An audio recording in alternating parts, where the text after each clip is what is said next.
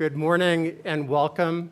By our latest count, close to 900 of you around the building. Until today, I thought we had built a big enough building, but apparently that was not true. And I think I'm making the president nervous by saying that. We are here to celebrate something old and something new. A law school with a proud century-long history and a brand new facility.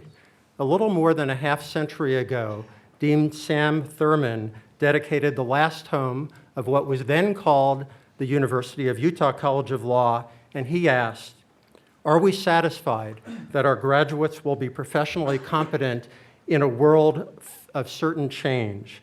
Do we as teachers take time to paint the broader picture of the profession and to bring into focus the goals of social and professional responsibility? These questions cannot be asked too frequently. Indeed, they cannot.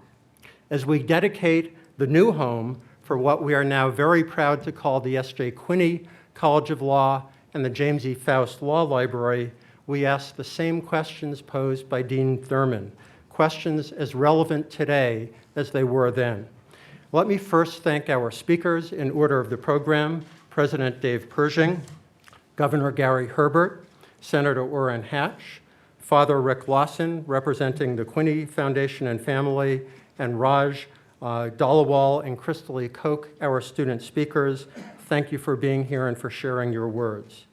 Also, other members of the Quinny Foundation and family, David and Shari Quinny, Ellen Rossi and family, Herb Livesey and Charles Livesey.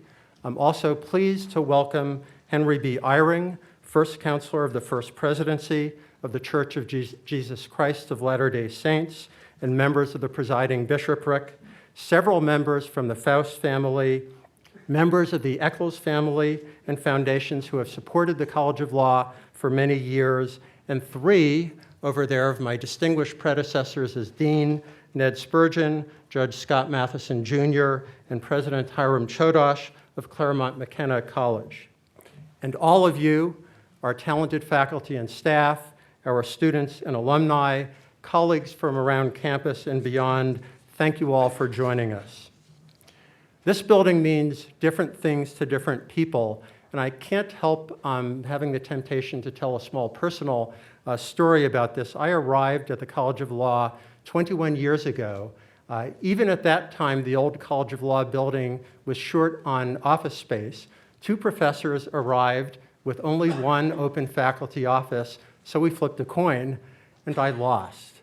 So I was in a dark interior office, and Dean Teitelbaum, always friendly, always impeccably gracious, came into my office and said, "Don't worry, we're going to start working on a new law school building."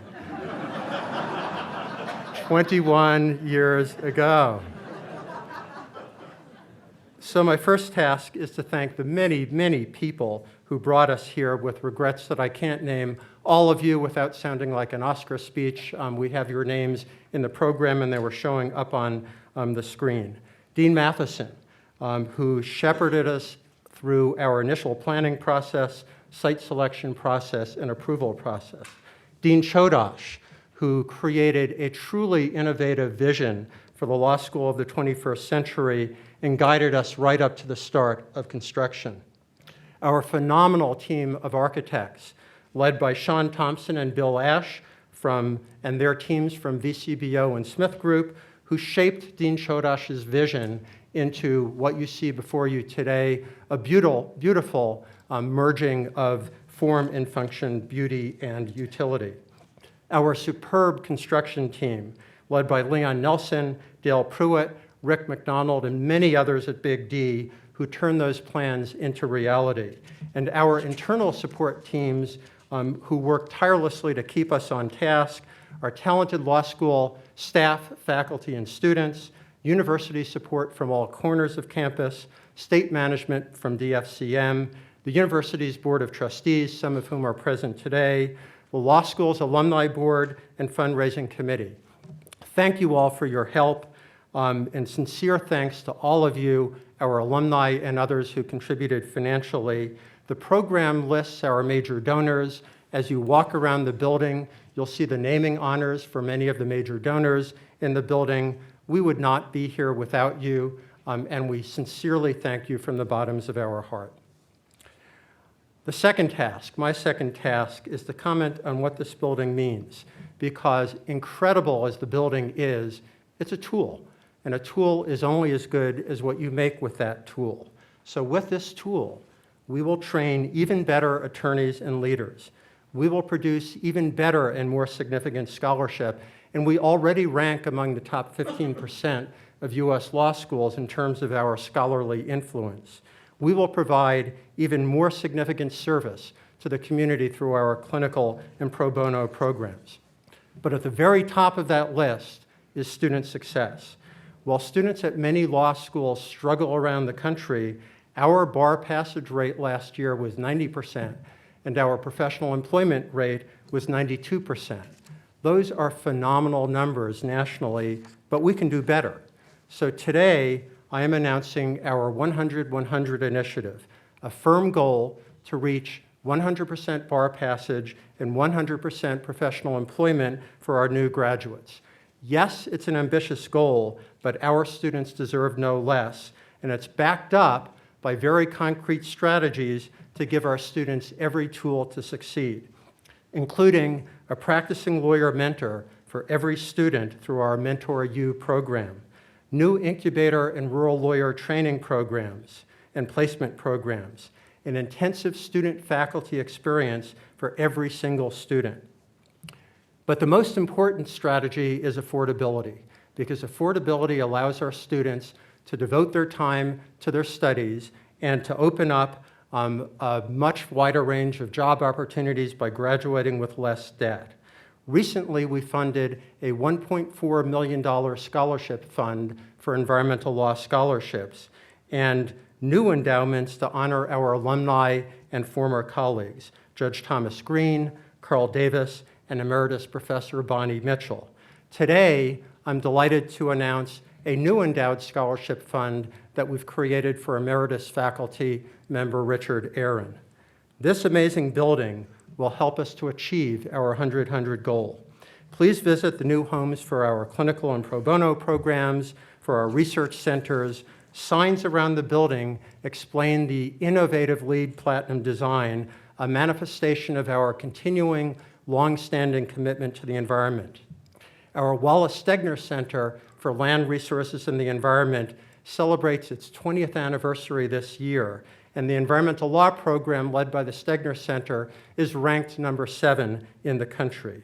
Please join me in signing a sustainability pledge to encourage sustainable behavior to match the incredible sustainable technology in the building. It's available on computers at the green team table, conveniently located near the food. Something new to achieve time-honored goals. As we dedicate this innovative new building, we remain committed to the educational goals that Dean Sam Thurman articulated a half-century ago. Competence in a world of certain change, but with professional and social responsibility to help secure justice. Now I have just one more person to thank, someone who has provided phenomenal support for this project and for the College of Law, first as Senior Vice President for Academic Affairs, now as President of the University of Utah. I want to extend our very sincere gratitude to President Persing for his support, his guidance, his inspiring leadership of our flagship university. Please help me to welcome President Persing to the podium.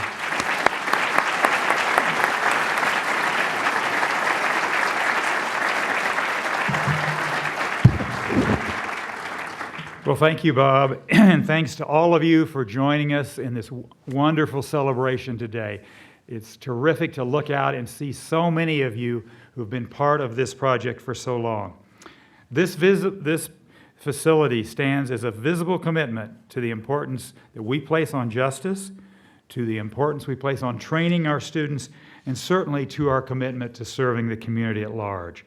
This landmark building is the result of nearly a decade or maybe even more, of dreaming, planning, and persistence. I want to acknowledge former Dean, now President Hiram Chodes, for his vision and his early work. We want to acknowledge Dean Bob Adler for his extraordinary efforts in leading the construction and in the fundraising. And I want to thank all of the faculty and staff and builders and architects that have been part of this building, because all of you have been an important part. And I also want to acknowledge and thank all of the many, many donors that are in this room today for their part in making this a reality. I'll say more about that in a minute. Because together we believe we have created a building for the future. This facility reflects our dedication to providing both excellence in research and great education for our students at an affordable cost. It also speaks to our commitments in terms of sustainability and accessibility. The building has been designed to be the second LEED Platinum law school in the entire nation, and we're very proud of that. It also includes accessibility features that meet or exceed all of the ADA requirements that we know about. And this is a facility that we believe will be worthy of its residents. And let me mention just a few of their accomplishments. Our law students devote more than 40,000 hours a year to community-engaged learning, working tirelessly to meet the legal needs of the underserved. In return, they gain valuable experience and become better attorneys. In the past 2 years, our students have won 10 awards in national legal competitions, and we're very proud of that. Now imagine what can happen in this beautiful new facility. We believe our students will have even more opportunities for greater collaboration with their peers and with, with downtown local firms. We will offer shared library resources that will be state-of-the-art for everybody. And we will have unprecedented opportunities, as Bob talked about, in terms of expanding clinical and pro bono services. It took hundreds of acts of kindness and generosity to get to where we are today. And we thank all of you. And we are so proud of this new home for the S.J. Quinney College of Law. So as you tour the building, look at the plaques on the name spaces, and also check out the list of donors in your programs as an acknowledgement of the many generous individuals, firms, and businesses that have contributed to this wonderful facility. I would especially like to recognize a few who have truly provided the foundation on which this building stands. We are deeply grateful to the S.J. and Jesse E. Quinney Foundation for their generosity. Not only has the Quinney Foundation provided a generous endowment for the school, they have also given the largest gift for this wonderful new home for legal education. We are very pleased and thankful for that. We are honored that this very room will bear the name of Joe Quinney, through whose generosity the building has been possible. Thank you, Rick and Herb, Dave, Charles, and all of the members of the Quinney Foundation Board for your visionary leadership. We also want to recognize the alternate vision funds, whose gift has allowed us to include innovative sustainability features that are central to the LEED Platinum designation. The university has benefited since its inception from its relationship with the Church of Jesus Christ of Latter-day Saints. Nowhere is that more evident than in their generous gift to help us with this building. We are very grateful for the LDS Church and for their support, and in recognition of the Church's gifts, we are pleased to name the Law Library. It will bear the name of James E. Faust, former second counselor to the First Presidency of the Church. President Faust graduated from the University of Utah College of Law, was a distinguished attorney, and president of the Utah Bar Association. We are pleased to have members of his family here with us today to celebrate on this special occasion. We are also honored to have with us this morning Dr. Henry B. Eyring of the Church's First Presidency. We welcome President Eyring, as well as Bishop Gary Stevenson and others from the presiding bishop's office. And finally, I would like to offer special thanks to other major donors: Kim and Carolyn Gardner, Roger and Colleen Thompson, Richard and Suzanne Burbage, Colin and Wendy King, Stephen and Pamela Crockett, Jackson Howard, Jonathan and Tina Ruga, and Herb and Wilma Livesey. Thank you all for your generous support. Let's give them a round of applause.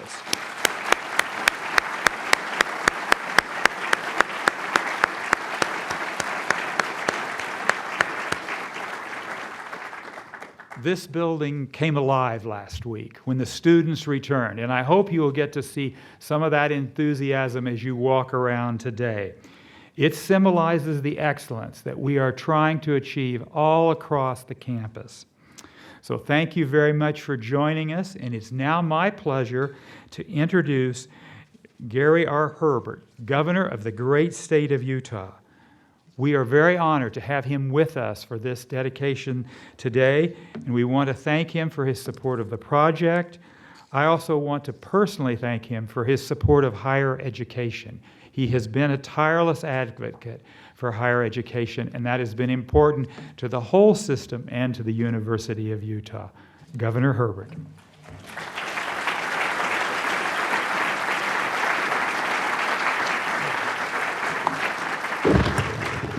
Thank you, President. I appreciate being here with you on what is a significant red letter day for the University of Utah and by extension for the state of Utah and beyond our borders here in the United States, maybe beyond our borders and around the world. So thank you for the invitation to be here. Although I've been asked, I have said I'm not going to tell a lawyer joke here today.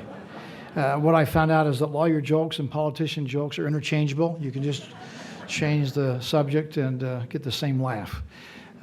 Anyway, I'm honored to be here with you, and again, President Persing and Dean Adler and all of you who have made this day very possible. Business and community, religious leaders, one and all, are making Utah such a great state. Let me just try and be a little bit brief, which will be mercifully brief for all of you here.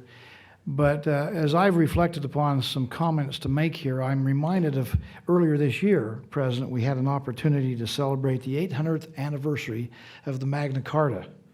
Now, a great document that's given us great legal theories and helped us with our own Declaration of Independence, our United States Constitution, and those legal concepts we've embodied into our way of life here have been significantly important to liberty and freedom, and particularly the rule of law. We reflect upon that today as we recognize the importance of the rule of law for life and liberty and the pursuit of happiness that we have here in this great country and as an example of the rest of the world.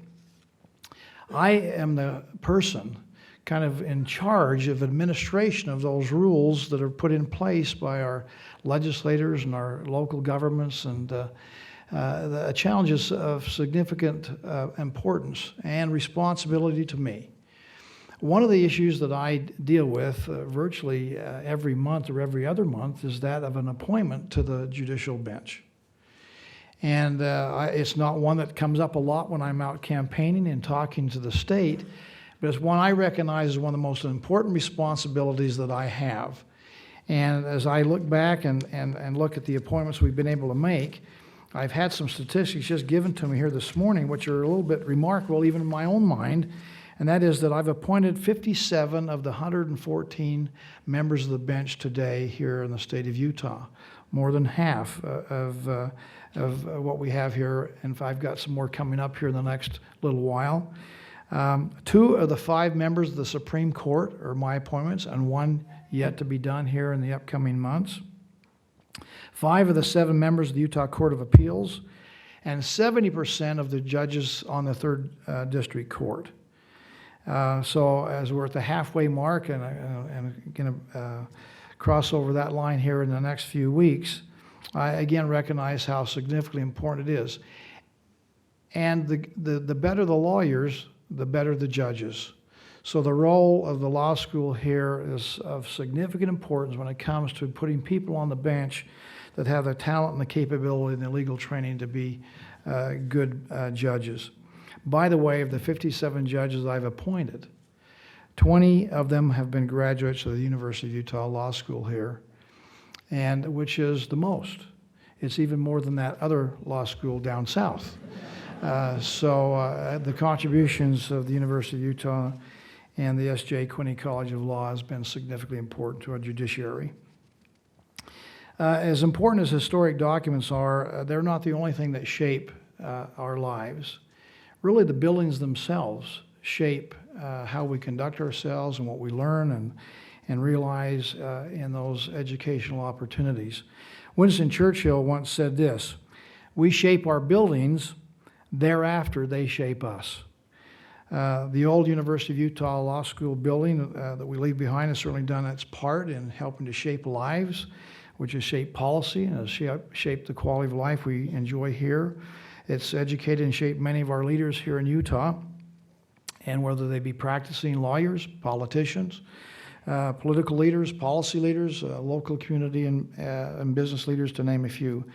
But a few of my favorite people, and just to mention a few, have come from the S.J. Quinney College of Law and some of my favorite Utahns. For example, my former chief of staff, my first chief of staff, Jason Perry.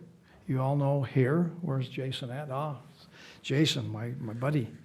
And now the director of the Hinckley Institute of Politics.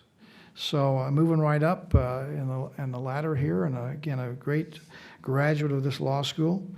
Judges like Royal Hanson, who is the judge of the 3rd District Court, the presiding judge, who's provided years of dedicated and distinguished service, a great man in his own right and a great judge. And he's recently established and president over Utah's first state veterans court. Political leaders like Representative Brian King, who's our Utah House Minority Leader, a graduate. We're doing significant work on criminal justice reform in the state of Utah right now. The leader on that is our Commission on Criminal Justice, Juvenile Justice Executive Director Ron Gordon, also a graduate of the law school here.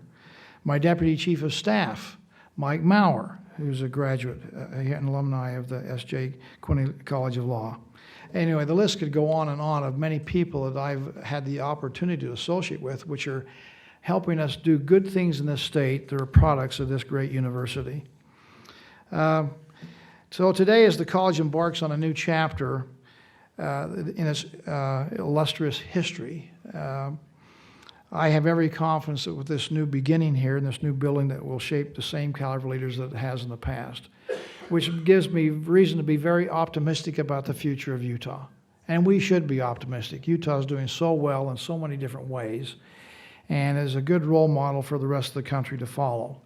And what this university is producing in the way of committed citizens and dedicated to life, liberty, and the pursuit of happiness is a significant blessing that we have as a state.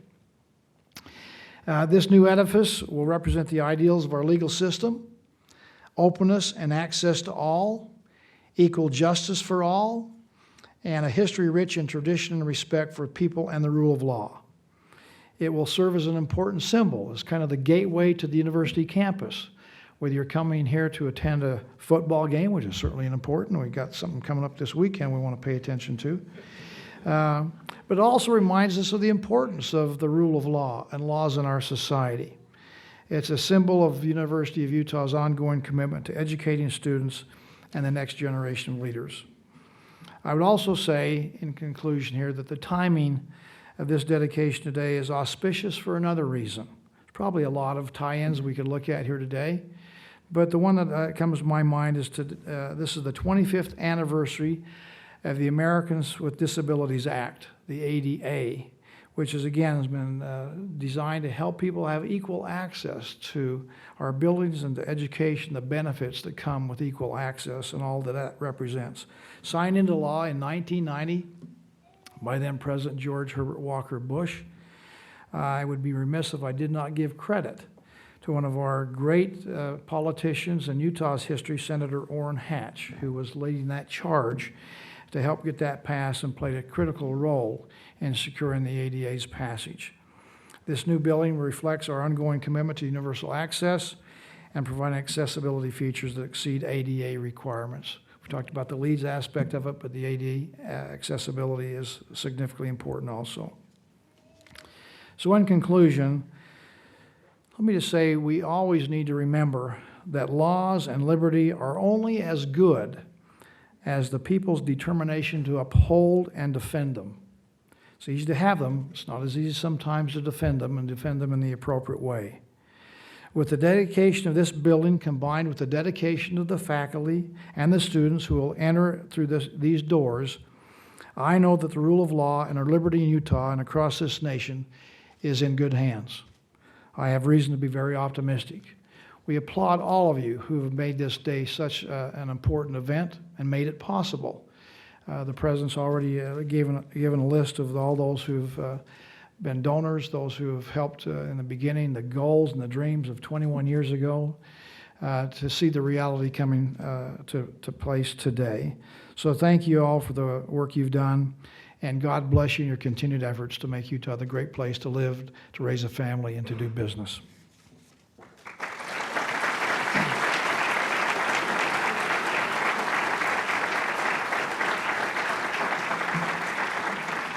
Thank you. I have an opportunity now to introduce to you the man who needs no introduction, a longtime good friend of mine, Senator Orrin Hatch. I first met Orrin Hatch when I was a Mormon missionary in Pittsburgh, Pennsylvania, and he was an up-and-coming attorney doing some good work in the great city of Pittsburgh, that great steel town at the time, but has roots here in Utah. His early family were the pioneers and founders of Vernal, Utah, in the basin. And so he's always had some ties to the great state of Utah. He recently was listed in a polling as our most productive senator. And if you've looked at Senator Hatch's history, you'll find that he's been one who's been willing to work across the aisle in a bipartisan way and creating very many significant policy issues. The ADA I just mentioned, but there's many, many others that we could brag about and talk about Senator Hatch's contributions. They've been significant over his tenure as a United States Senator. He's been the chairman of the Senate Judiciary Committee, helping with the appointment of judges in a significant way, the Supreme Court and others. He's been the chairman of the Health, Education, and Labor Committee. And currently, he's the chairman of the Senate Finance Committee, dealing with tax reform and trying to make sure that we have tax policy that benefits everyone here in this country. So please welcome to the podium our senior senator, Orrin Hatch. Thank you.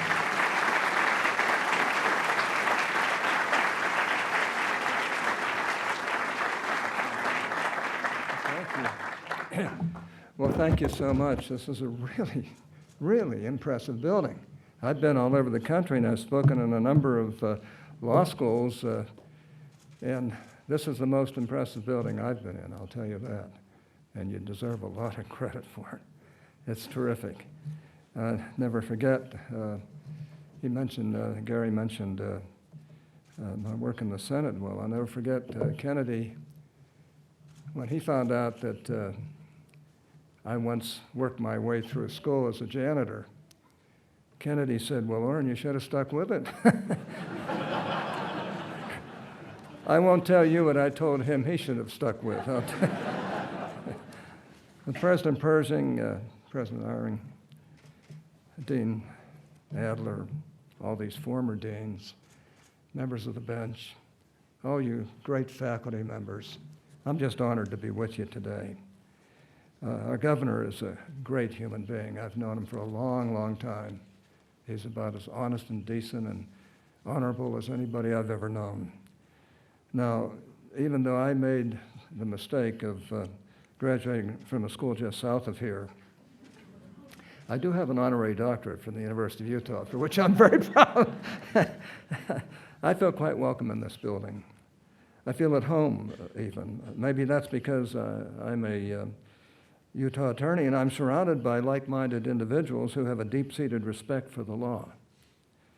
I wouldn't be surprised if many of you here even appreciate some legal humor. I tried to tell my wife a lawyer joke this morning. It fell flat, but I think some of you might appreciate it. A guy walks into a bar exam. This is usually where my wife stops me. The guy walks into a bar exam and is surprised to see a golden retriever sitting next to him. He asks the dog what it's doing there, and the mutt says, "I already chased ambulance in my life. And frankly, I've been told that if I pass this test, I can do it for a living." Now, I knew somebody would catch on over there. There was a bar exam question which asked one of my fellow graduates whether manure was personal property or in a barnyard, or in a field.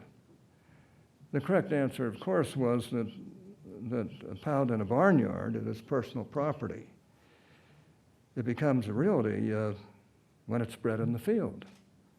Now, one student wrote that, and I don't think the student was from the University of Pittsburgh or Utah. He wrote that it was personal because nothing could be more personal. I just kind of get a kick out of those things. I apologize to you for I don't want to keep anybody here too long, but after all, these are billable hours that we're wasting. First, let me just say that it's an honor to be sitting alongside of President David Persing and Dean Bob Adler. Both men have provided tremendous leadership to this university. Their contributions both to the School of Law and to the state of Utah have proved invaluable, and I commend both of them for their vision as they build on the success of their predecessors. This is truly a remarkable building. I'm just thrilled to be here, and I'm thrilled to know that our young people will have the opportunity of being in this building. I've known President Persing for a long time now, and I count myself very lucky to know him, and even luckier to call him a friend. I'm equally fortunate to know Dean Adler. Dean Adler has accompanied the construction of this building from the beginning. He is an indispensable asset to this law school and possesses a brilliant legal mind. His predecessors here, too, he was great as far as I'm concerned. Most importantly, he has a mustache that would make Tom Selleck proud, I'll tell you. Well, I'm not so sure, maybe not. I congratulate these men on their special day, and I wish to recognize all those who work to make this building a reality, and all of those contributors who've been constantly called on in our state of Utah. The grand opening of this facility marks the groundbreaking of a brand new future, a future that will enrich our state's legal tradition and pave new opportunities for Utah. Over the next few decades, thousands of talented students from across the country will walk through these corridors and through these doors. Here, they will receive, and I can testify to this, having practiced law in Utah, they will receive a premier legal education from one of the nation's leading law schools, public law schools.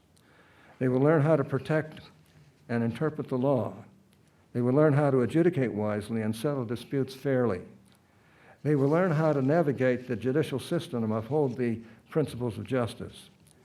After 3 years' time, they will leave these doors equipped with the knowledge to lead, the desire to defend, and the ambition, above all, to serve. Then this new facility will prepare them for the future. It's an innovative design, and several groundbreaking features set this law school apart from its competitors. Not only does the building have classrooms where professors teach the law, it also has designated learning spaces where students receive special training in the legal skills they will need to succeed as the future attorneys and leaders of our state. I'm also, as was our governor, impressed with the building's dedication to accessibility. As one of the leading sponsors of the Americans with Disabilities Act, keeping public spaces for not only accessible, but also welcoming for those with disabilities. This school deserves a lot of credit for this. This school achieves on both fronts. I'm grateful that this building's accessibility features actually exceed National Americans with Disability Act requirements and standards. This commitment to accessibility only adds to the faculty's collegial and welcoming atmosphere. Both in its accommodations, this building, and its architecture, this building beckons all to enter. It is truly open to really everyone. Even BYU grads can get into this building. It's a special time to reflect on the school's outstanding achievements while looking forward to its future. Nearly 100 years ago, William H. Leary, the school's longest-serving dean, foresaw the potential of this institution as an instrument for good. He predicted that, quote, Utah will be a better place to live because of her law school, unquote. I can personally testify to that. He was right. Graduates from the S.J. Quinney School of Law have had a profound impact on both Utah and our nation. I'm proud of our judges that come from this school. I wish the school, its faculty, and all of the students here the very best. We are so lucky to live in Utah. We are so lucky to have a school of this quality. We are so lucky to have a building with such an amazing atmosphere and ability to serve. We are so lucky to be friends. We are so lucky to have both parties. We are so lucky to have people who really, really care for our state and for our country. Utah sets an example in so many ways that all of us should be really pleased that we're citizens of Utah and of the greatest nation in the world. God bless you all. It's been so great to be here, and I'm grateful for this institution.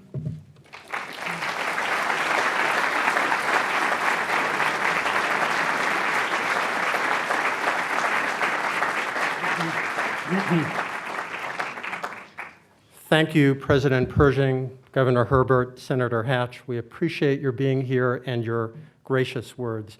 Let me just first explain what will happen after our final three speakers, and then introduce the last three speakers. In lieu of the traditional ribbon cutting, being lawyers, we're different. We're going to have a ceremonial banging of the gavel to call this law school into session. It will be presided over by our honorary bailiff, Professor Deborah Threedy, who's around there somewhere. There she is. And then we welcome you to stay for refreshments and to tour the building. In addition to interpretive signs around the building, we do have an app for that. There is an app that you can download on your smartphones, which will tour you around the building. It is tour.law.utah.edu. My last honor is to introduce our final three speakers. First, Father Rick Lawson, on behalf of the Quinny Foundation and family. As President Persing noted, we are deeply indebted to the Quinny family and foundation for their gifts to this law school. In addition to the gift for the building, they have long endowed funding for the college, for the Wallace Stegner Center, for our library, for student scholarships, for professorships, and our programs. We're truly honored to have Joe Quinny's name associated with the building, to name this moot courtroom today for Joe Quinny, and to put his portrait up in front of you today.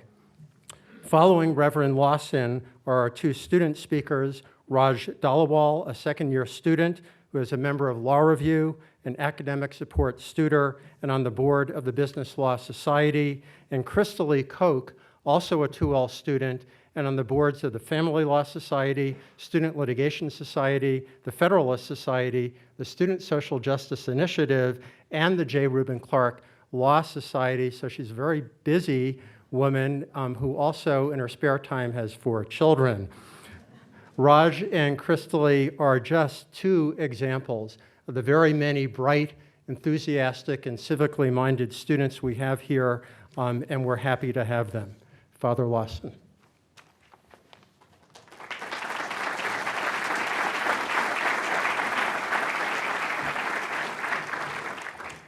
Senator Hatch, Governor, President, Mr. Dean, President Eyring, distinguished guests and friends. It's a great honor to be here today representing the S.J. and Jesse E. Quinny Foundation, and also the immediate descendants of Jess and Joe Quinney, as you celebrate the opening of the new home of the S.J. Quinney College of Law here at the University of Utah.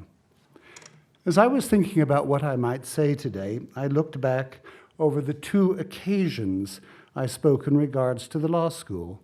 The first was back in 1997, when the law library was named in honor of my grandfather, and then again in 2002, when the law school itself was named the S.J. Quinney College of Law here at the university.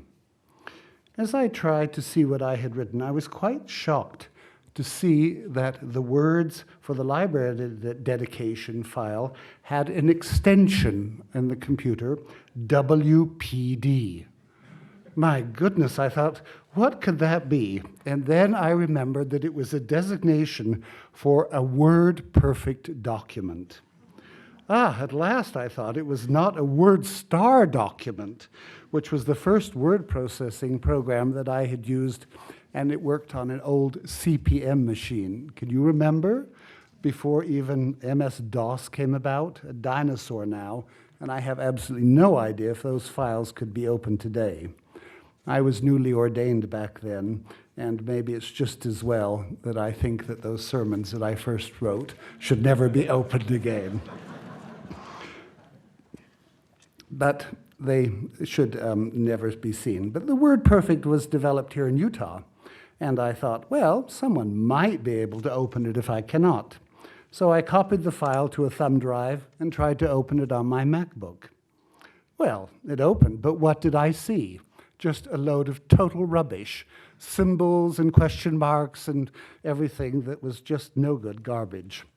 I Googled how to open such a file and discovered that Word on a PC can open a WordPerfect file, but not on an Apple computer. Disaster. Says I had moved from a PC a long time ago to Apple. But then I remembered that I still had my old PC when I was dean at St. Mark's Cathedral here in Salt Lake. So I started it up, and wonder of wonders, I was able to see what I wrote in 1967. The speech for the naming of the school after my grandfather in 2002 was easier, as it was in Word, and so I could open it on my MacBook without any trouble. And as I read what I wrote for those two occasions, I was struck by the truth that holds fast all these years later. In 1997, I said, my grandfather always felt that his law firm ought to have the best possible lawyers working there. But there's a catch. There always is, isn't there? Joe Quinny was very proud to be a native of Utah, and he firmly believed that Utah was unique and had some very good things about it. I should just mention Alta, for example, Bear Lake, the red rock country of southern Utah, and duck hunting. So when he wanted to find lawyers for the firm, he had a certain bias towards what we might call home-produced lawyers. And of course, that meant lawyers from the University of Utah. He was a very keen supporter of the University of Utah, except, of course, back in those days on Thanksgiving Day, when Utah University and Utah State University would play each other on the football field. And then, of course, he sided with his first alma mater up in Logan. But Joe Quinny sought out and found many of the lawyers in his firm from this excellent school and College of Law. And that is how the link is made between Joe Quinny and the College of Law here at the University of Utah. The tradition that was started many years ago still holds true today, and the firm which carries grandfather's name looks today to this college for the best young men and women they have to join its firm. And then again, in 2002, at the naming of the College of Law, I said, Joe Quinny often spoke about how important it was to have well-trained, articulate, and knowledgeable lawyers. These qualities have always been a part of this law school, and we hope that with this endowment, there will now be even better ways of teaching and reaching for and attaining new heights. About 18 years have now passed since The library was named after grandfather, and about 14 years since the school was renamed the S.J. Quinney College of Law. And just as my word processing programs and computer operating systems, and indeed computers, have changed over those years, so too the buildings and the ways that they have been used to teach our future lawyers have also changed. But in that change, there is the ever-present constant. It is of vital importance to have well-trained, articulate, and knowledgeable lawyers. These qualities have always been a part of this law school, and as you celebrate the move into the new building and the new facilities today, it's my hope and the hope of all the members of the S.J. and Jesse E. Quinney Foundation that even greater excellence will be achieved and goals set even higher as you strive for and reach for the best. Thank you very much for your time.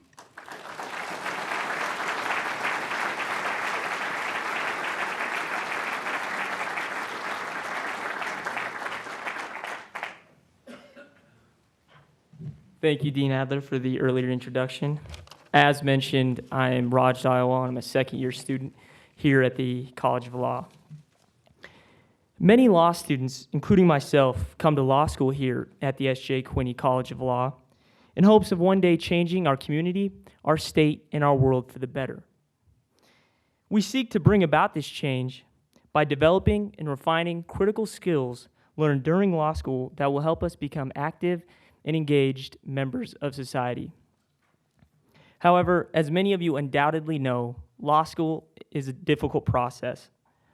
Law students are tasked with balancing the rigors of coursework, such as briefs, legal memoranda, and final exams, with internships, volunteer work, law review, and moot court competitions, all while attempting to maintain some sort of life outside of law school. It comes as no surprise, then, that during this process, law students, myself included, sometimes lose sight of why we came to law school.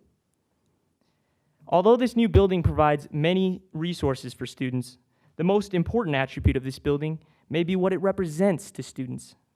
You see, this new building, with its grand features and its state-of-the-art technology, stands as an embodiment of the accomplishments and contributions that the many great students who came before us have made to our community and to our world. This building, by emanating the footsteps of our prestigious alumni, places the rigorous law school process in proper context for students. It asks that we students look beyond ourselves and our school-related activities by reminding us that completing our coursework is more than just earning another grade, that volunteering for school activities and with local institutions is more than just another box checked. This building reminds us that we, as students, came to law school for greater reasons, even than clerking with esteemed judges or working at illustrious law firms. This building serves as an unmistakable reminder to us students that we came to law school at this great university to help better our community, our state, and our world.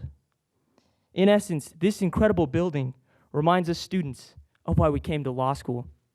Therefore, on behalf of the students, I would like to thank the donors, the university, the College of Law administration and faculty, and of course, the alumni of the College of Law for helping to provide us with this new building, which reminds us all of why we came to law school. Thank you.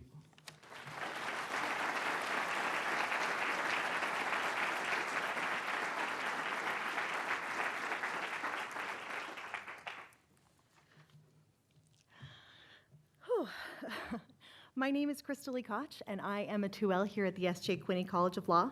It is truly an honor to share my thoughts with you today as we celebrate the opening of this magnificent building. My grandfather, Don W. Ashworth, who is both a senator and a judge, was in the class of 1966. He was part of the first class to spend all 3 years of law school in what is now our old building. As a prospective third-generation attorney, I was thrilled to literally follow in his footsteps and walk the same halls that he did. My grandfather helped write the beginning chapter in the history of our school. I have the opportunity to do the same as our school continues to move forward. I feel the class of 2017 got the best of both worlds. We got the past, but we also get the future. While we already miss the constant chatter in the Gibby, the big comfy couches, and always knowing where everyone was, the new building does offer many different opportunities. We've already begun settling in and congregating at our regular spaces. The 2Ls know their law school mom is on the 3rd floor in the southwest corner when you need me. My 4-year-old twins and several other law school babies have already enjoyed an epic game of hide and seek in the atrium on the 1st floor. We all continue to have close relationships with the staff and faculty who are even more readily available than they were in the old building. But most importantly, we continue to have those relationships with each other. Our sense of community isn't tied to a building. It is part of the S.J. Quinney legacy. Together, we have transcended the fierce law school stereotypes and become something that most schools could only wish for. We are a law school family, here and now, not just after graduation. We come from diverse backgrounds that span continents and decades. The incoming class is over 50% women, and our views range across the philosophical and political spectrums. Thus, we learn just as much from each other as we do our professors. I hope that you will continue to lead in supporting diversity and gender equality.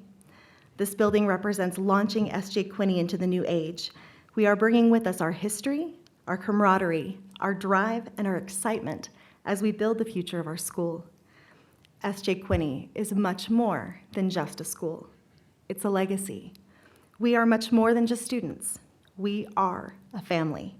And this building is much more than just our school. It's our home.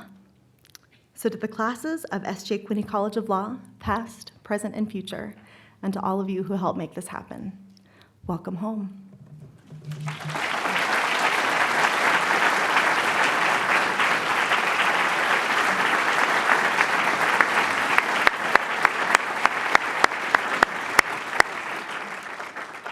Thank you, Father. Thank you, Raj and Crystal. You can see why we're so proud of our students. And now to help us with the gavel banging ceremony, I'd like to invite all our speakers, Michelle Ballantyne, who is the president of our Alumni Board of Trustees, and Professor Threedy.